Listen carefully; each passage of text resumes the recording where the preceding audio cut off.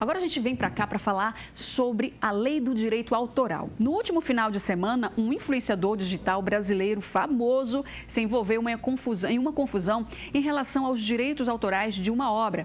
Mas quem vai contar essa história para a gente é a Samara Fagundes. Saber sobre essa história, como é que foi, parece que ele rabiscou um quadro, fez um sorriso, né? Ele achou que o quadro não estava muito bom, Samara, faltava um rosto ali, foi lá, fez olhinho, fez boquinha e aí deu o que falar. E isso é crime, viu, Aline? Ele vai responder por isso. Isso, segundo a lei do direito autoral. Quem vai explicar melhor para a gente é sim a advogada. Mas antes vamos mostrar como ficou a obra da artista Lau Rocha, que se manifestou depois de toda essa confusão. Segundo ela, ela apresentou indignação, tristeza quando recebeu a notícia de que uma das obras foi vandalizada e exposta em uma rede social. Ela diz que veio de uma família, expressão de um belo como manifestação do caráter e foi um choque ver o descaso da pessoa em questão pelo meu sentimento, o sentimento dela expressado na obra, que é patrimônio moral do artista. Em nota, ela também informou, Aline, e você que está acompanhando, que está tomando as providências legais para reparação do dano e para que se compreenda que há limite e banalização da arte, que creio ser uma das mais importantes formas de transformação social. Ela também agradeceu as manifestações de afeto de muita gente aí que defendeu a obra da artista, e a Fernanda vai explicar sobre esse direito autoral. O que diz a lei? Bom dia, Fernanda. Bom dia, Samara. Muito obrigada pelo convite, inicialmente, né? E eu quero começar explicando algo que eu sempre falo para os meus alunos de direito lá da UNIT. Eu quero explicar que quando você adquire um bem materializado, uma obra, um livro, você adquire a expressão material daquela obra, mas você não adquire as ideias permanecem com o autor. E isso é aplicável também para as artes plásticas, no caso da escultura.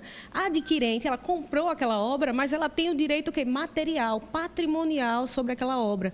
Persistem ainda o direito moral da autora. Então, a Lau Rocha, ela teria que ser consultada antes de qualquer modificação. Lá no direito autoral, nós dividimos a tutela em direitos patrimoniais, que são transmissíveis, né, mediante negociação, contrato, como foi o caso, e direitos morais. E esses tais direitos morais, eles pertencem ao autor, independentemente de haver a venda da obra.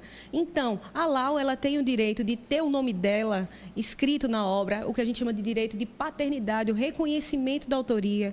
Ela teria o direito de deixar a obra inédita, caso ela quisesse, mas não foi o caso. E ela também tem o direito de garantir a integridade daquela obra.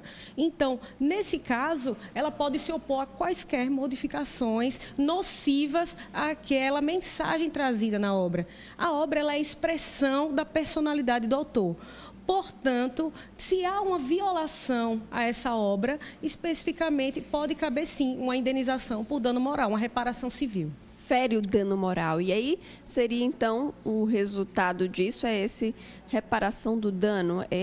Ela vai ingressar, né, com ação civil, com certeza. Ela já informou que está tomando as providências legais. E o que é que pode acontecer, então, com o digital influencer?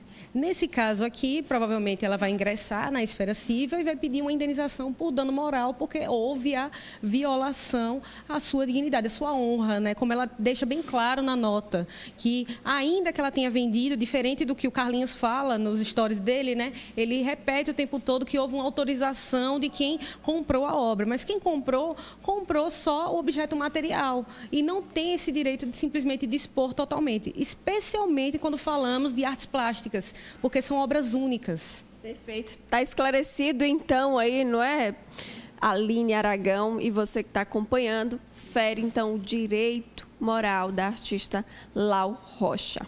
Aline? Samara, exatamente o que ela acabou de falar, o que eu ia te perguntar, né, para ver com ela, porque eu assisti o vídeo quando o Carlinhos, ele faz a brincadeira, como ele chamou, estava deixando a marquinha dele ali na obra da artista plástica Lau. Ele disse que pediu autorização à dona do hotel, né, e ela teria autorizado. Inclusive, a dona do hotel informou depois nas redes sociais que vai leiloar, né? Então, mesmo com essa autorização da pessoa que comprou aquela obra de arte, ele não poderia fazer essa alteração. Não poderia por conta do direito autoral, como bem explicou aqui a advogada, né? Ele falou, não, ela comprou, é dela. Não é bem assim, né? Não, de forma nenhuma. Essa aquisição é só o quê? É só da propriedade material.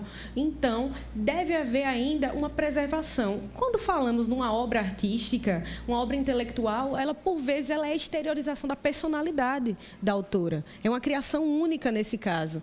E quando ela viola, quando ele descaracteriza, né? Porque ele descaracterizou totalmente aquela obra, colocando o rosto, fazendo um emoticon, um rostinho, né? E de certa forma, pelas declarações dele durante a gravação do Stories, né, ele dizendo que a partir de agora todo mundo ia ficar mais feliz vendo a obra, que aquela obra era assustadora.